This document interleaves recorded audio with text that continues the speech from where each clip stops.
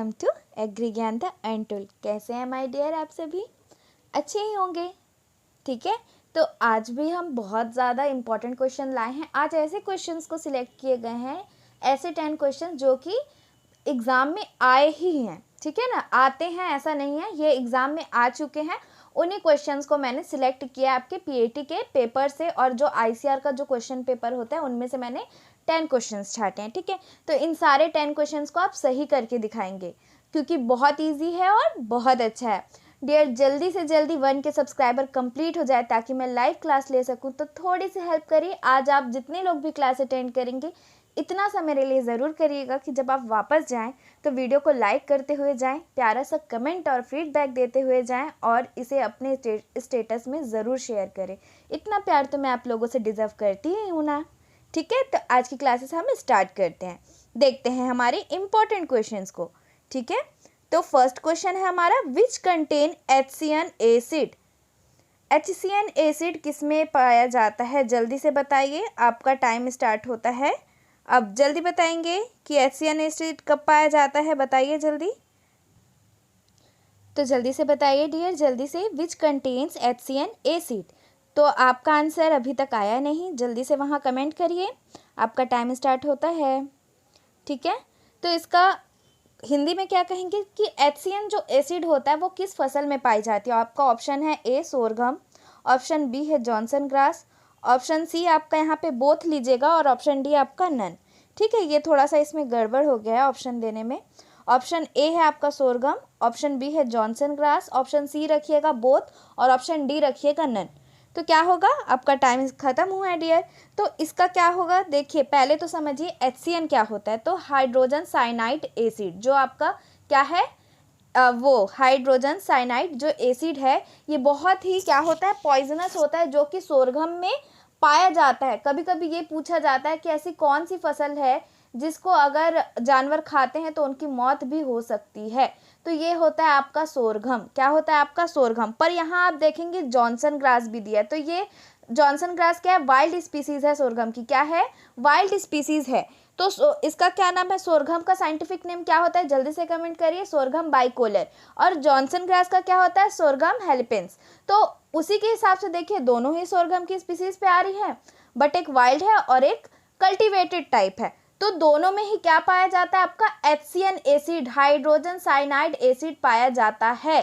और इसी को हम और किस नाम से जानते हैं, प्रूसिक एसिड।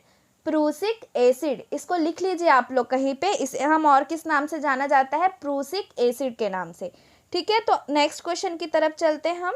यहाँ पे देखते हैं सेकंड क्वेश्चन है, which irrigation method is working on principle of gravitation. कहता है कि सिंचाई की कौन सी विधि गुरुत्वाकर्षण पर आधारित है?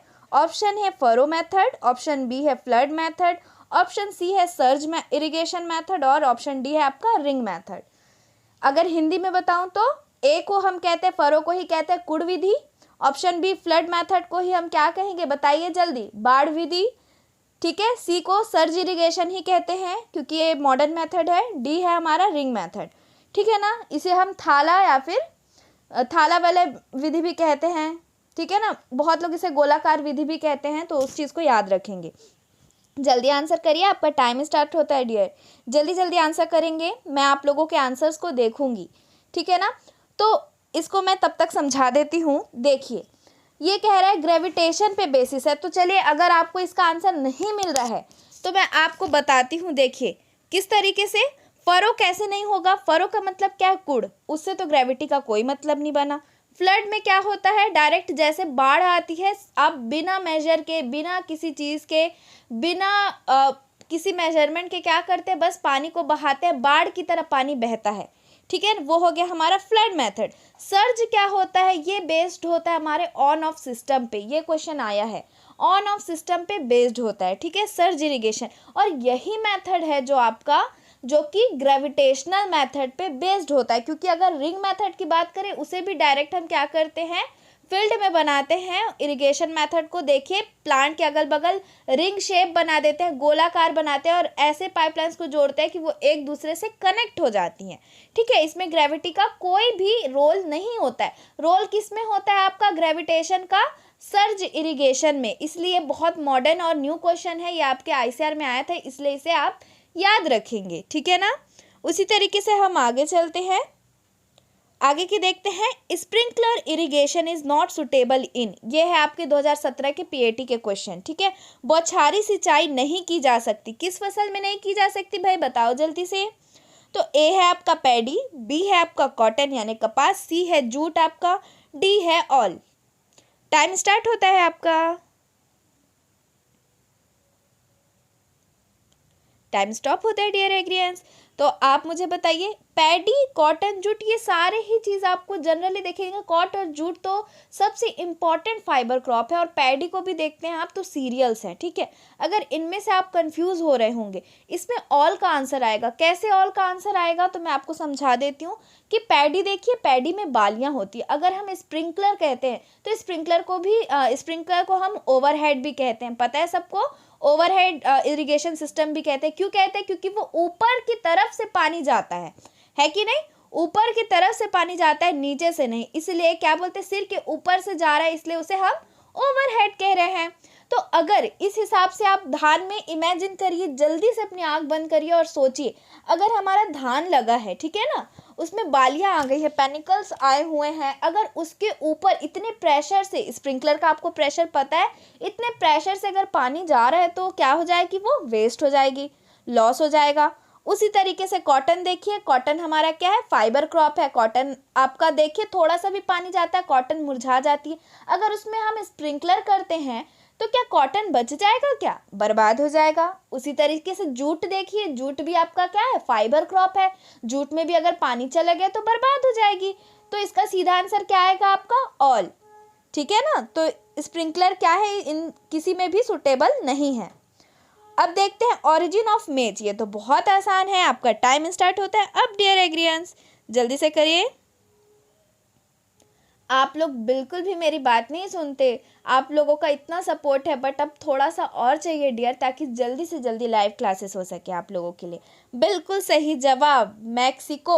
आपका फोर्थ का आंसर है आपका मैक्सिको। इसके तो ऑप्शन की भी ज़रूरत नहीं थी डियर, आप लोगों को याद होना चाहिए। जल्दी कमेंट करिए, मेज का साइंटिफिक नेम क्या है, ठीक है ना। उसके बाद फिफ्थ क्वेश्चन की तरफ चलते हैं। हमारे फिफ्थ क्वेश्चन में है, हमने देखा trickle irrigation is started in.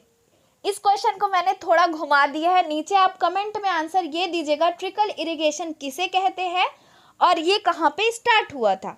Option A है आपका इजराइल, ऑप्शन बी है आपका इंडिया, ऑप्शन सी है आपका बोथ, और ऑप्शन डी है आपका नन। टाइम स्टार्ट होता है डियर एग्रियंस,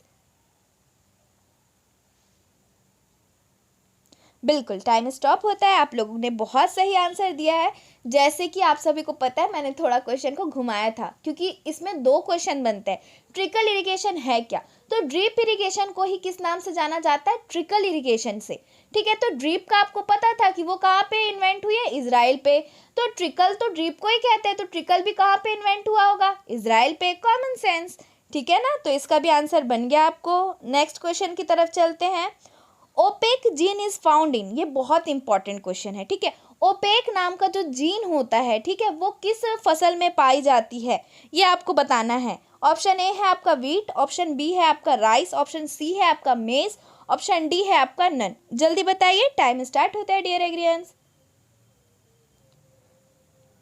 बिल्कुल सही जवाब। और आपको देखो, बहुत लोगों को नहीं पता होगा, टाइम स्टॉप हुआ है डियर एग्रियंस, मैं आपको बताती हूँ। देखिए, ओपेक जो जीन है ये बहुत फेमस जीन है, ठीक है ना। ओपेक जीन जो है वो आपको बहुत फेमस जीन है, जो कि किस में पाया जाता है, मेज में, मक्के में, ठीक है ना। मक्का यानी कि जिया मेज एल, ठीक है ना। तो ये मक्के में पाया जाता है। और आप लोगों का होमवर्क है, जो डायरी आपने बनाई होगी, ऑनलाइन डायरी मेरे क्लासेस की जो आप लिखते हैं, उसमें आप लिख के लाइएगा इस क्वेश्चन के बाद, ओपेक जीन कौन कौन सी वैरायटी में पाया गया है, ठीक है, वो आप लिख के लेके आएंगे, ठीक है। ओपेक नाम की वैरायटीज़ भी हैं, उनका नाम आप लिख के लेके आएंगे। जैसे ओपेक 21 है, उसी तरह से आप अलग अलग डिफरेंट वैरायटीज़ के नाम लिख के लेके आएंगे, ठीक है ना। तो नेक्स्ट, पहले तो ये भी बताइए, जिस तरह से ओपेक जीन आपका मेज में पाया जाता है, उसी तरीके से वीट में आपका कौन सा जीन पाया जाता है, जल्दी कमेंट करिए। मैं बता देती हूँ, नॉरिन 10 जीन, और राइस में क्या होता है आपका डीजीवू जीन। इन चीज़ों को आप याद रखिए, बहुत इंपॉर्टेंट क्वेश्चन है। चलिए तो हमारे नेक्स्ट क्वेश्चन की तरफ चलते हैं डियर एग्रीएंट्स। तो देखते हैं 7th क्वेश्चन क्यों rainbow revolution is started by. Rainbow क्या है आपका बताइए। रेनबो में कितने सारे कलर्स होते हैं, उसी को सोच के थोड़ा सा इमेजिन करिए कि रेनबो बोल रहा है तो क्या होगा। यहाँ पे ऑप्शन देख लीजिए, रेनबो रिवॉल्यूशन पहले याद करने की कोशिश करिए। रेनबो रिवॉल्यूशन होता क्या है, जिस तरह से रेनबो में डिफरेंट कलर होते हैं, ठीक है ना, उसी तरह रेनबो रिवॉल्यूशन में क्या किया गया, एग्रीकल्चर के डिफरेंट सेक्टर्स को रखा गया। जैसे कि हम कह सकते हैं ऑल एग्रीकल्चरल एस्पेक्ट्स, यानी कि सारे ही क्षेत्रों के लिए किया गया था आपके रेनबो रिवॉल्यूशन को। पर किसने किया, तो ऑप्शन देखिए यहाँ पे, ए स्वामीनाथन, बी निरपेक्ष टुटेज, सी इंदिरा गांधी और डी नीतीश कुमार। तो बिल्कुल बताइए जल्दी, आपका टाइम स्टार्ट होता है अब। बिल्कुल आंसर करिए, बिल्कुल गलत नहीं करना है आपको, इसका आंसर एकदम सही देना है आपको। टाइम स्टॉप होता है डियर। इसका ऑप्शन डी है इसका आंसर। इसके फादर कौन थे, नीतीश कुमार। फादर बोलिए या फिर स्टार्टेड बाय बोलिए, तो नीतीश कुमार ने इसकी शुरुआत की थी। ठीक है, इसी तरह हम नेक्स्ट क्वेश्चन देखते हैं, हमारा 8th क्वेश्चन। ये बहुत इंपॉर्टेंट है, ये न्यू क्वेश्चन है, इसको आप ध्यान से देखेंगे। एग्रोस्टोलॉजी क्या होता है ये पूछ रहा है। ए है आपका वीडिंग यानी खरपतवार अलग करना, बी है आपका ग्रास कल्टीवेशन यानी घास की खेती, सी है आपका फिशिंग यानी कि मछली पालन, डी है आपका ग्रेप कल्टीवेशन यानी कि अंगूरों की खेती। तो टाइम स्टार्ट होता है डियर एग्रीएंट्स, जल्दी बताइए मुझे, बताइए क्या होगा, बताइए। हाँ तो फिर बताइए, इसका अभी टाइम स्टॉप होता है डियर एग्रीएंट्स। इसका आंसर है आपका ग्रास कल्टीवेशन यानी कि घास की खेती। ये सारे टर्मिनोलॉजी हम पढ़ेंगे, अगर हमारा जैसे ही 1 के होगा, मैं अपने सारे नोट्स जो मैं बनाती थी पर्सनली, उन सारे नोट्स को आपके सामने लेकर आऊँगी और टॉपिक वाइज टॉपिक, जैसे एक कोचिंग में पढ़ाया जाता है, फ्री ऑफ कॉस्ट आप लोगों को अवेलेबल करवाऊँगी। ठीक है, तो जिससे सारे बच्चे उस नॉलेज को ले सके, ये मेरा प्रॉमिस है कि मैं आपको यूट्यूब पे लेकर आऊँगी अपने सारे नोट्स।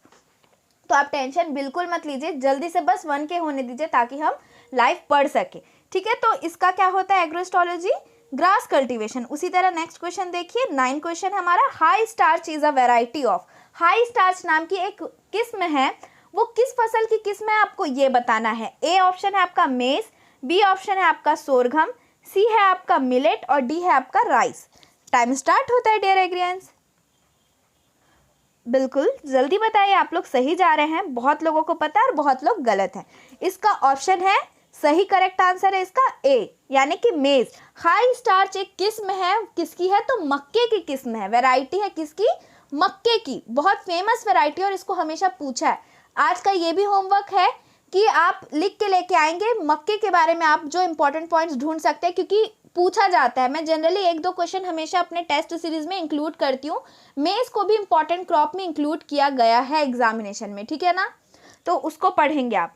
उसके बाद लास्ट क्वेश्चन की तरफ चलते हैं, फुल फॉर्म ऑफ SRI। इसको मैंने यहाँ पे इसलिए नहीं दिया क्योंकि ये बहुत ईजी और आपको इसको करेक्ट लिखना है, क्योंकि वहाँ पे आपको ऑफ हटा देगा, वहाँ पे आपको तुक्का मारना नहीं चलेगा, वहाँ पे आप कंफ्यूज होंगे। तो इसका आंसर आप खुद से दीजिए, तुरंत दीजिए, बिल्कुल कमेंट नीचे आना चाहिए क्या फुल फॉर्म है SRI का, एक भी स्पेलिंग गलत नहीं होनी चाहिए। बिल्कुल सही जवाब बहुत लोगों का, बहुत लोग गलत भी आंसर दे रहे हैं। बिल्कुल टाइम स्टार्ट हो चुका है, जल्दी से आंसर करिए डियर एग्रीएंट्स, टाइम खत्म होने से पहले आंसर करिए आप लोग। बिल्कुल, सिस्टम ऑफ राइस इंटेंसिफिकेशन, क्या फुल फॉर्म है इसका, SRI क्या है आपका, system of rice intensification. Rice नाम आ रहा है तो मैं आपको पहले ही बता देती हूँ, ऐसे भी पूछा गया कि SRI क्या है, तो आपको बता देती हूँ, ये धान की बुआई की विधि है, शोइंग मेथड है आपके राइस का, पैडी का शोइंग मेथड यानी कि बुआई की विधि है। तो ये चीज़ आप याद रखेंगे, ठीक है ना। इसको कहाँ निकाला गया था, आज के कमेंट बॉक्स में, ये मेरा क्वेश्चन है और आप सभी को जाते हुए आंसर देके जाना है विथ फुल फॉर्म के साथ, जिस इंस्टीट्यूट में से निकाला गया, ठीक है ना। तो आज के लिए इतना ही, और हमारे साथ इतने देर तक बने रहने के लिए आप सभी को मेरा दिल से थैंक यू। वैसे तो बहुत प्यार आता है आप लोगों पे, पर आज जब आप वीडियो शेयर करेंगे तब मैं देखूंगी कि आप मुझसे कितना प्यार कर रहे हैं, कितना मुझे रिस्पेक्ट कर रहे हैं और कितना मुझे सपोर्ट कर रहे हैं। Thank you.